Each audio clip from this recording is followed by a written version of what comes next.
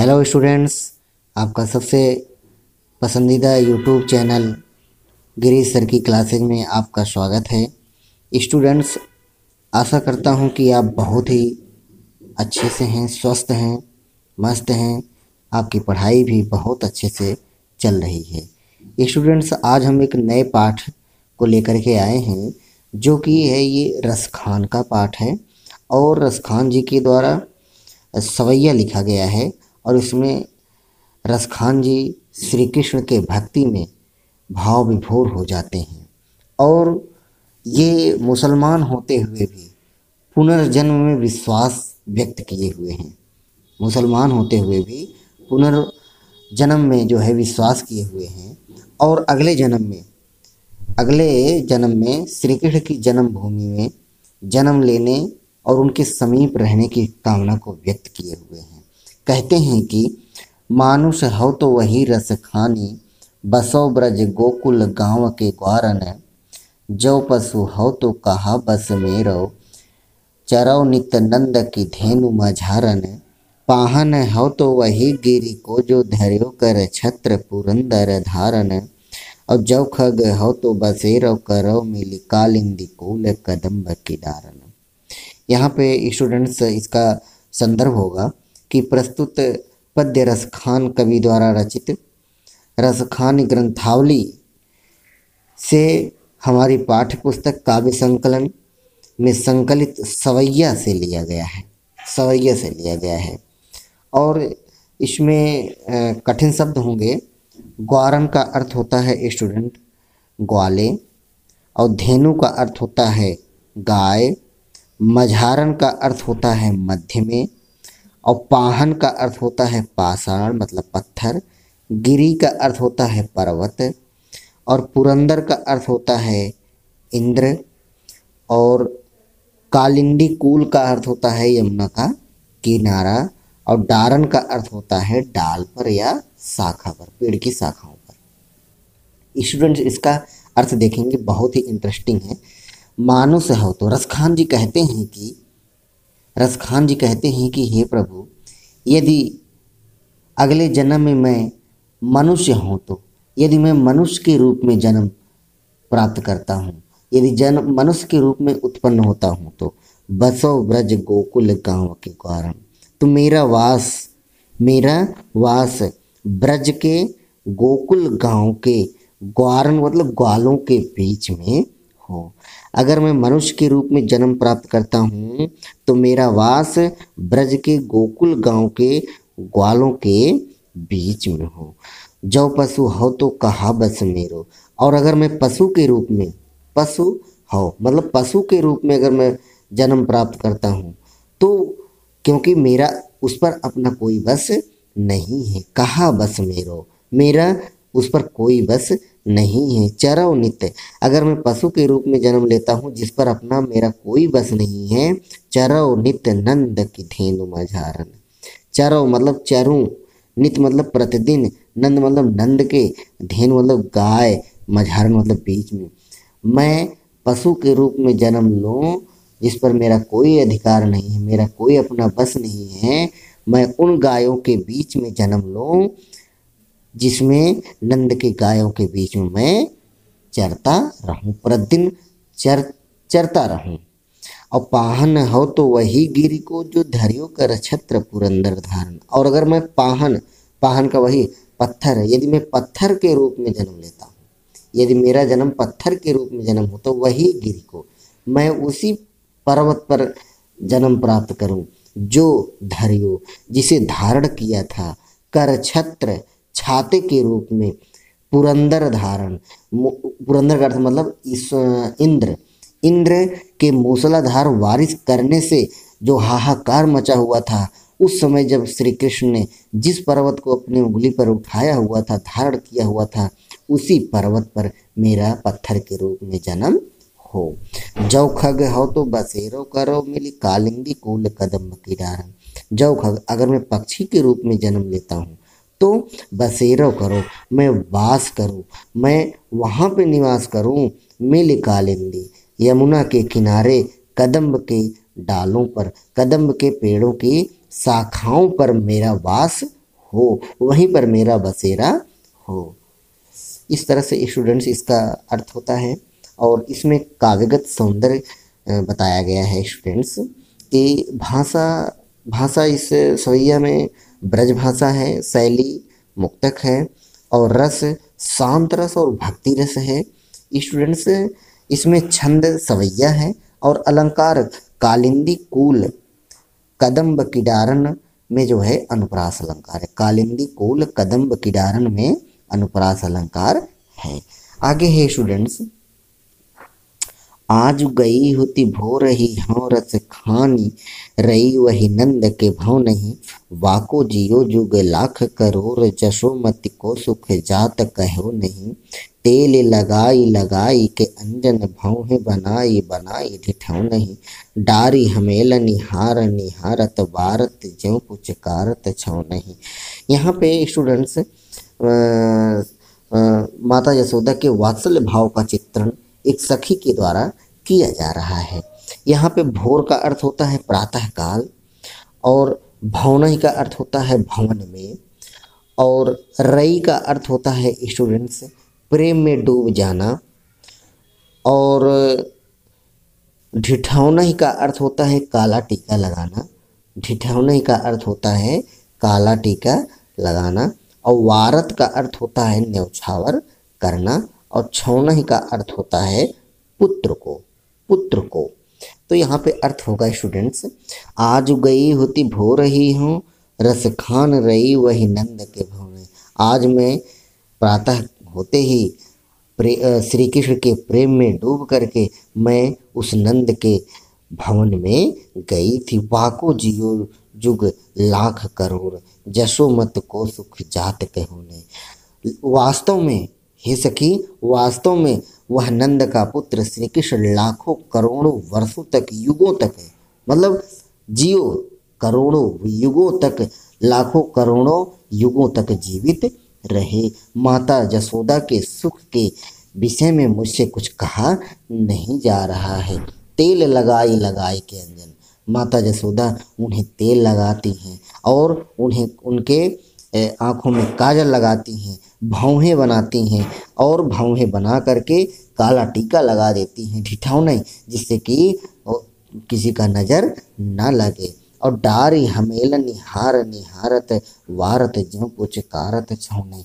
और उन्हें गले में सोने के हार जैसा डाल करके एकाग्रता से उनके रूप को निहार कर अपने जीवन को न्यौछावर कर रही थी। डार, जिस प्रकार से हम गले में कीमती सोने के हार को डालते हैं, उसी तरह से माता यशोदा उन्हें अपने गले में डाल लेती हैं एकाग्रता से और उन्हें निहारती हैं और उन्हें बार बार देखती हैं और फिर उन्हें छौने और अपने पुत्र को जो है पुचकारती हैं, अर्थात उनके ऊपर अपने को न्यौछावर कर देती हैं।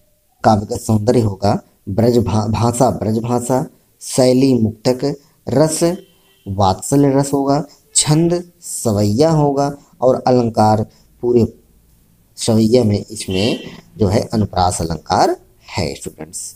धूरी भरे अति शोभित श्याम जो तैसी बनी सिर सुंदर चोटी, खेलत खात फिरे अगना पग पैजनी बाजत पीरी कछोटी, वा छवि को रस खाने बिलोकती, वारत काम कला निज कोटी, काग के भाग बड़े सजनी हरि हाथ सो ले गयो माखन रोटी।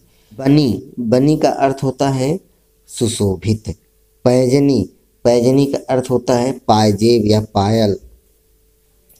पीरी का मतलब पीली, कछोटी का मतलब होता है कच्छा। यहाँ पे बालक श्री कृष्ण के मोहक रूप का चित्रण किया गया है स्टूडेंट्स, और श्री कृष्ण के बालक रूप के सौंदर्य को देख करके एक गोपी दूसरे गोपी से कहती है कि हे सखी, श्याम जो धूरी भरे अति शोभित श्याम जो, श्याम जी अर्थात श्याम रंग वाले, श्याम वर्ण वाले श्री कृष्ण धूल से लथपथ हैं। धूरी भरे अति शोभित, धूल से भरे लथपथ होते हुए भी अत्यधिक सुशोभित हो रहे हैं। तैसी और उनके सिर पर सुंदर चोटी बनी हुई है। खेलत खात, खेलते हैं, खेलते और खाते हुए फिरे अगला, अपने आंगन में फिर रहे हैं, चल फिर रहे हैं। पग पैजन बाजती, और खेलते खाते फिरते समय उनके पैरों की पायजेब, पायल, पग मतलब पैरों की पायजेब बजती है, और पीरी का छोटी और पीले पीले रंग का कच्छा पहने हुए हैं। वा छवि को रस खान बिलोकति, वारत काम कला नीचे कोटि। काम का मतलब होता है कामदेव। वा छवि, उनके उस सुंदरता, रस खान जी कहते हैं कि उनके उस सुंदरता को देख करके, विलोकत मतलब देख करके, छवि मतलब सुंदरता को देख करके रस खान जी कहते हैं कि वारत, वारत का अर्थ होता है न्यौछावर कर देना। वारत का अर्थ होता है न्यौछावर कर देना, कहने मतलब कामदेव अपने करोड़ों कोटि निज कोट, स्वयं के करोड़ों सुंदरताओं की कलाओं को उनके ऊपर न्यौछावर कर देते हैं। अर्थात कामदेव भी उनके उस बचपन की सुंदरता को देख करके अपने करोड़ों सुंदरताओं को, उनके अपने करोड़ों कलाओं को उनके ऊपर न्यौछावर कर देते हैं। काग के भाग बड़े सजनी, हरि हाथ सो ले गयो माखन रोटी। यहाँ सखी कहती है कि हे सखी, वह कौवे का, काग के भाग, वह कौवे का भाग, वह कौवा भी धन्य है हे सजनी, हे सखी, वह कौवा बड़ा भाग्यशाली है, बहुत ही भाग्यशाली है, जो हरि हाथ, जो भगवान के हाथ से सो ले गयो माखन रोटी, भगवान के हाथ से मक्खन और रोटी छीन करके लेके चला गया, इसीलिए वह कौवा भी धन्य है। यहाँ पे स्टूडेंट्स काव्य सौंदर्य होगा। भाषा सवैये जितने भी हैं सभी में ब्रज भाषा है, शैली मुक्तक है, रस वात्सल्य और भक्ति रस है, और छंद सवैया है, और अलंकार जो है इस पूरे सवैये में जो है अनुप्रास अलंकार का प्रयोग किया गया है। जा दिन ते वह नंद को छोहरा, या वन धेनु बजा चराई गयो है, मोहन तानन गोधन गावत वेनु बजाई रिझाई गयो है। वा दिन सो कछु टोना सो कह, रस खान हिये में समाई गयो है, को न काहू की कानी करे सिगरो ब्रज वीर बिकाई गयो है। यहाँ पे स्टूडेंट्स गोपियों पर श्री कृष्ण के मनमोहक प्रभाव का सुंदर चित्रण किया गया है। और यहाँ पे एक गोपी दूसरे गोपी से कहती है कि हे सखी, जिस दिन से वह नंद का, छोहरा का होता है पुत्र, वह नंद का पुत्र यावन धेनु चरा, इस जंगल में आकर के गायों को चरा करके चला गया है, अब गायों को चरा गया है। मोहन तानन और अपनी मोहनी तान सुना करके चला गया है, और अपनी मोहनी तान सुना करके चला गया है। बेनु बजाई रिझाई गयो है, और अपनी बांसुरी, अपनी मोहनी तान सुनाकर और बंसी बजाकर हम सबको रिझा कर चला गया है। तो वह दिन सो कछु टोना सो का, उसी दिन से ऐसा जान पड़ता है कोई जादू करके हमारे मन में बस गया है। मानो उसी दिन से ऐसा जान पड़ता है कि कोई जादू करके हमारे हृदय में समा गया है, हमारे हृदय में बस गया है। कौन काहू की कहानी करे, कौन काहू की कहानी मतलब मर्यादा का पालन, कहानी का अर्थ होता है मर्यादा का पालन। कोई भी गोपी किसी की मर्यादा का पालन नहीं करती। कौन काहू की कहानी करे, कोई भी गोपिका किसी के मर्यादा का पालन नहीं करती है। सिगरे ब्रज वीर बिकाई गयो है, और ऐसा मालूम पड़ता है कि मानो संपूर्ण सिगरो मतलब संपूर्ण ब्रज ही उस कृष्ण के हाथों बिक गया है। मानो ऐसा महसूस होता है, मालूम होता है कि जो है संपूर्ण ब्रज श्री कृष्ण के हाथों बिक गया है। सौंदर्य में भाषा ब्रज भाषा होगा, शैली मुक्तक होगा, छंद सवैया होगा, रस श्रृंगार होगा, और अलंकार कौन काहू की कानी करे में अनुप्रास अलंकार है। कौन काहो की कहानी करे में अनुप्रास अलंकार है, क्योंकि यहाँ पे कवर्ण की बार बार आवृत्ति हुई है स्टूडेंट्स। आगे है स्टूडेंट्स, कान्ह भये बस बांसुरी के, अब कौन सखी हमको चाहिए, निस्ध्योस रहे संग साथ लगी, यह सौतिन तापन क्यों सही है, जिन मोहि लियो मन मोहन को, रस खान सदा हमको दई है, मिले आवो सबय सखी भागी चले, अब तो ब्रज में बंसुरी रही है। यहाँ पे बंसी प्रेम और गोपियों के उनके प्रति सौतिया डाह का सजीव चित्रण किया गया है स्टूडेंट्स। और निस्ध्योस का अर्थ होता है रात दिन, और तापन का अर्थ होता है स्टूडेंट्स यहाँ पे संतापों को, और दैही का अर्थ होता है जलाती है।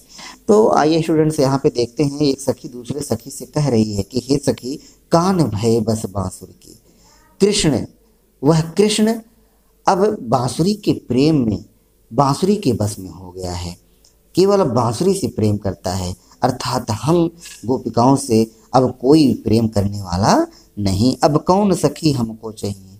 हे सखी, जब वह श्री कृष्ण, वह कृष्ण अब बांसुरी के बस में हो गया है, उससे प्रेम करने लगा है, तो अब कौन सखी, हे सखी अब कौन हमसे प्रेम करेगा, हमको चाहने वाला कौन है। निस्ध्योस रात दिन रहे संग साथ लगी, वह कृष्ण उस बांसुरी के साथ रात दिन लगे रहते हैं, अर्थात वह बांसुरी रात दिन उस श्री कृष्ण के साथ ही लगी रहती है। यह सौतिया रूपी डाह, यह सौतिया रूपी ताप मुझसे क्यों सहे, हम यह सौत रूपी दुख, हम ताप, सौत रूपी ताप अर्थात दुख हम क्यों सहें। सौत का अर्थ होता है कि दूसरी पत्नी। जिन मोह लियो मनमोहन को, जिस बांसुरी ने हमारे मन को मोहने वाले कृष्ण को अपने प्रेम से मोहित कर लिया है, रस खान सदा हमको दई है, वह हमें सदा जलाती रहेगी। रसखान जी कहते हैं कि वह हमें सदा जलाती रहेगी। मिले आवो सखी, हे सखी मिले आवो सबय सखी भागी चले, हे सखी आओ, हे सखी आओ हम सब मिल करके अब ब्रज में तो बांसुरी रही है, आओ हम सभी गोपिकाएं ब्रज को छोड़ करके यहाँ से भाग चलें। अब केवल इस ब्रज में बांसुरी ही रहेंगे। अब इस ब्रज में केवल वह बांसुरी ही रहेगी, आओ हम सभी सखियां मिल करके यहाँ से भाग चलें। काव्य सौंदर्य में की भाषा ब्रज भाषा का प्रयोग किया गया है, और शैली मुक्तक है, रस श्रृंगार है, छंद सवैया है, और अलंकार पूरे सवैया इस पद में जो है अलंकार अनुप्रास अलंकार का प्रयोग किया गया है। आगे है, मोर पखा सिर ऊपर राखी हूँ, गुंज की माल गरे पहिरोंगी, ओढ़ पीतम्बर लय लकुटी बन गोधन ग्वारन संग फिरोंगी, भाव तो वो ही मेरो रस खाने सो तेरे कहे सब स्वांग करोंगी, या मुरली मुरली धर की अधरान धरी अधरान धरोंगी। यहाँ पे एक सखी दूसरे सखी से कहती है, उनके वियोग, कृष्ण के वियोग में व्याकुल होकर के अपने मनोदशा का मोहक वर्णन कर रही है, कह रही है कि मैं, हे सखी, तुम्हारे कहने से मैं सब कुछ करने के लिए तैयार हूँ। मोर पखा, मैं तुम्हारे कहने से, हे सखी मैं आपके कहने से, मैं तुम्हारे कहने से अपने सिर पर मोर के पंखों से बना मुकुट धारण करूंगी। मोर पखा सिर ऊपर रखे, मोर के पंखों से बने हुए मुकुट को मैं अपने सिर पर धारण करूंगी। गुंज की माल गले पहनूंगी, और गुंजा की माला भी अपने गले में धारण करूंगी, पहनूंगी। और ओढ़ पीतम्बर, और पीला वस्त्र भी ओढ़ लूंगी, धारण करूंगी। लय लकुटी, और लाठी लेकर के वन गोधन ग्वारन संग फिरो, वन जंगल में गोधन ग्वालों और गायों के साथ फिरूंगी, इधर उधर गायों को चराने के लिए जाऊंगी। भाव तो वो ही मेरो रसखान जी कहते हैं कि मेरे कृष्ण, मेरे परम प्रियतम श्री कृष्ण को जो जो अच्छा लगता है, भावतों को मतलब अच्छा लगना, जो जो उन्हें अच्छा लगता है सो तेरे कहे सब स्वांग करो। हे सखी मैं तुम्हारे कहने से सब स्वांग मतलब अभिनय, तुम्हारे कहने से मैं सब स्वांग सब अभिनय करूँगी। या मुरली लेकिन या मुरली मुरलीधर की अधरान धरी अधरान धरोगे। लेकिन तुम्हारे कहने, लेकिन हे सखी मैं मुरलीधर मतलब मुरलीधर अर्थात श्री कृष्ण जिस मुरली को धारण करते हैं उस मुरली को, उस बंसी को मैं अपने अधरान अपने ओठों पर धरी धारण अधरा न धरूंगी, अपने ओठों पर धारण नहीं करूंगी। अर्थात उस मुरली को मैं अपने ओठों पर धारण नहीं करूंगी, क्योंकि मैं उस मुरली से, उस बांसुरी से द्वेष करती हूँ। इसीलिए मैं उस बांसुरी को अपने ओठों पर धारण नहीं करूंगी। आगे है स्टूडेंट्स, कविता है कि गोरज बिराजे भाल लहलही बनमाल, आगे गैया पाछे ग्वाल गावे मृदुबानी रे, तैसी धुन बांसुरी की मधुर मधुर जैसी, बंक चितवन मंद मंद मुस्कानी रे। यहाँ पे शाम के समय जब गायों को चरा करके श्री कृष्ण और ग्वाल वाले जंगल से घर की तरफ वापस आते हैं, तब का बहुत ही सजीव वर्णन किया गया है, बहुत ही अच्छा वर्णन किया गया है रसखान जी के द्वारा। आइए देखते हैं। एक सखी दूसरे सखी से कहती है कि गोरज, गोरज मतलब गायों के पैरों से उड़ी हुई धूल होता है, लहलही शोभायमान हो रही, अर्थात गायों को चरा करके गायों के साथ लौटते हुए श्री कृष्ण जब शाम को वापस आते हैं तो गायों के पैरों से उड़ी हुई धूल, भाल मतलब मस्तक, उनके मस्तक पर धूल विराजमान हो गई है, जो कि बहुत ही सुशोभित हो रही है। उड़ी हुई धूल सुशोभित हो रही है। बनमाल और उनके गले में वन के पुष्पों की माला पड़ी हुई है, जंगल के पुष्पों की फूलों की माला पड़ी हुई है, गले में माला पहने हुए। आगे गैया पाछे ग्वाल गावे मृदुबानी रे, आगे कृष्ण के आगे आगे गायें चल रही हैं और पीछे पीछे मधुर स्वर में गाते हुए ग्वाल बाल चल रहे हैं। और तैसी धुन बांसुरी की मधुर मधुर जैसी, बंक चितवन मंद मंद मुस्कानी रे। और जितनी मधुर और बाकी श्री कृष्ण बंक चितवन बाकी श्री कृष्ण की चितवन है, उतनी ही बाकी उनकी धीमी मुस्कान है, मंदम मंदम मुस्कान है। तैसी धुन और उनकी इस मधुर छवि के अनुरूप ही उनकी बांसुरी, उनकी बंसी की मधुर मधुर गान है। कदम विटप के निकट तटनी के तट अटा चढ़ी, चाहे पीत पट फहराने रे, रस बरसावे तन तपन बुझावे, नैन प्राणन रिझावे वह आवे रस खाने रे। हे सखी कदम विटप के निकट तटनी के तट, कदम वृक्ष के पास यमुना के किनारे, यमुना के तटनी मतलब यमुना के किनारे खड़े श्री कृष्ण अटा चढ़ी, चाहे पीत फट फहराने रे। खड़े कृष्ण के पीत मतलब पीले वस्त्रों का फहराना अटारी पर चढ़कर तो देख। हे सखी जो श्री कृष्ण पीले वस्त्रों को फैला रखे हैं अटारी पर चढ़ करके, अट्टालिकाओं पर चढ़ करके, ऊंचे स्थानों पर चढ़ करके तो देख। रस बरसावे तन तपन बुझावे, नैन प्राणन रिझावे वह आवे रस खाने रे। रस की खान वह श्री कृष्ण चारों ओर सौंदर्य और प्रेम रस से वर्षा करते हुए शरीर और मन के जलन को शांत कर रहे हैं। उनका सौंदर्य बुझावे नैन, उनका सौंदर्य नेत्र की प्यास को बुझा रहा है, नेत्र की प्यास को बुझा रहा है। प्राणन रिझावे वह आवे रस खाने रे, और प्राणों को रिझा रहा है। यहाँ पे स्टूडेंट्स भाषा जो है ब्रज भाषा है और शैली मुक्तक है, रस श्रृंगार है, छंद कवित्त है यहाँ पे, और अलंकार भाल अलंकार यहाँ पे भाल लहलही बनमाल में जो है अनुप्रास अलंकार है, और मधुर और मंद मंद में पुनरुक्ति प्रकाश, और रसखानी री में जो है श्लेष अलंकार का प्रयोग किया गया है। इस तरह से स्टूडेंट्स यह आपका पाठ पूरा होता है। रसखान जी द्वारा रचित यह रसखान ग्रंथावली से लिया गया है।